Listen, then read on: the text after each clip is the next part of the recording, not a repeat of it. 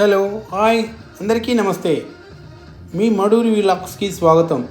నేను మీ రవీందర్ మడూరి. పూలనే దైవంగా పూజించే పండుగ బతుకమ్మ మన సంస్కృతి సాంప్రదాయాలకు ప్రతీకగా నిలిచి ప్రకృతితో అనుబంధాన్ని చాటి చెబుతుంది. మహిళల అస్తిత్వానికి అద్దం పడుతూ వారి సృజనాత్మక శక్తిని ప్రకటిస్తుంది బతుకమ్మ.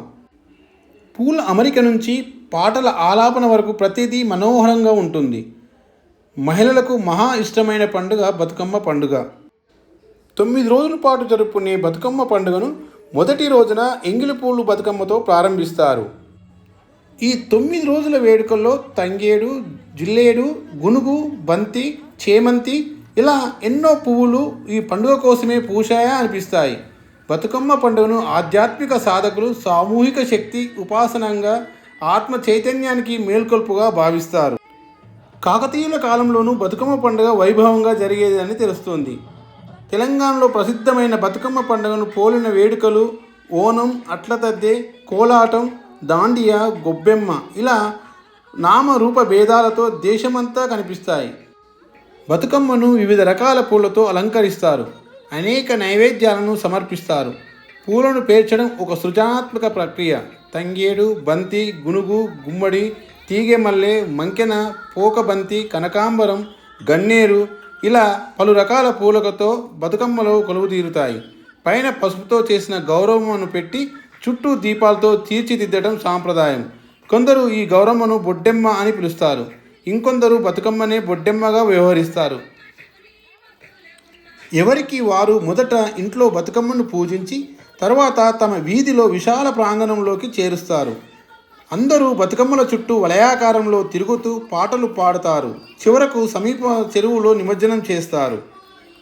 బతికించి అమ్మ అన్న ఆరాధన భావంతో అమ్మవారికి నీరాజనలు అర్పించడం బతుకమ్మ పండుగలో అంతరార్థం. ఆరోగ్యకర జీవనం, ఆధ్యాత్మిక ఉన్నతి కోసం అమ్మను వేడుకోవడం ఆనవాయితీ. తెలంగాణలో దసరా శరన్నవరాత్రులకు ఒకరోజు ముందు అంటే భాద్రపద బహుళ అమావాస్య నుంచి ఆశ్వయుజ శుక్ల అష్టమి వరకు బతుకమ్మ పండుగ చేస్తారు.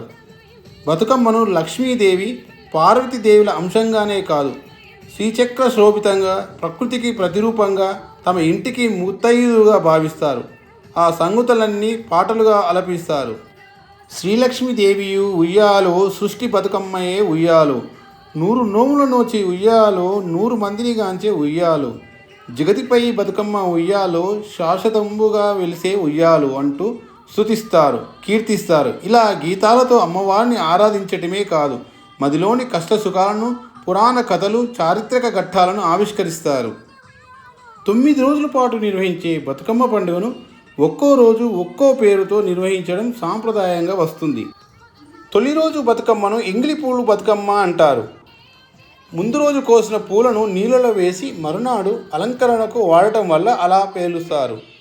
రెండవ రోజు అటుకుల బతుకమ్మ, మూడవ రోజు ముద్దపప్పు బతుకమ్మ, నాలుగవ రోజున నానబియ్యం బతుకమ్మ, ఐదవ రోజున అట్ల బతుకమ్మ అని వ్యవహరిస్తారు. ఆరవ రోజున అలిగిన బతుకమ్మ అంటారు. ఆ రోజు అమ్మవారు అలుకలో ఉంటుందని నమ్మి బతుకమ్మ ఆట ఆడరు. ఏడవ రోజున వేపకాయల బతుకమ్మగా ప్రసిద్ధి. సకినాల పిండిని వేపకాయల్లా చేసి నైవేద్యంగా పెట్టడం వల్ల ఆ పేరు వచ్చింది. 8వ రోజు వెన్నెముద్దల బతుకమ్మ అని పిలుస్తారు. దేవేరికి వెన్నతో తయారు చేసిన నువ్వుండలను నైవేద్యంగా సమర్పిస్తారు. ఇలా అమ్మవారికి సమర్పించే నైవేద్యాన్ని బట్టి ఆ రోజు బతుకమ్మను పిలవటం అలవాటు.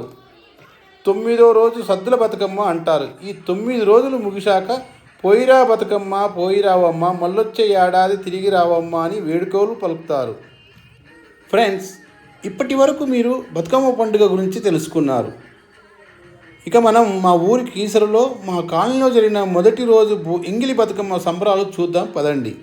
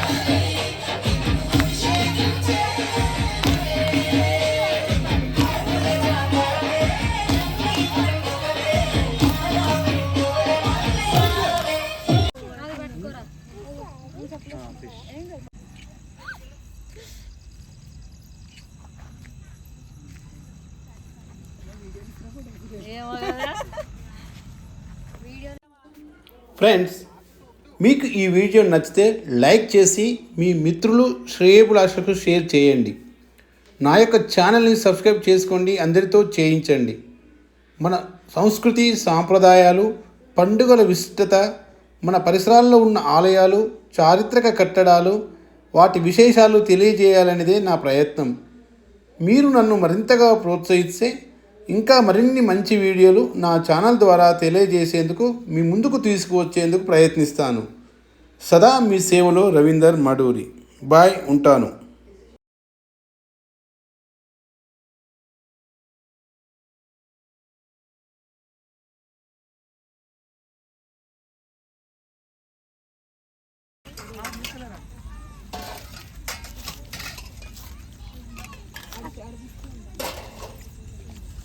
Apa tak akan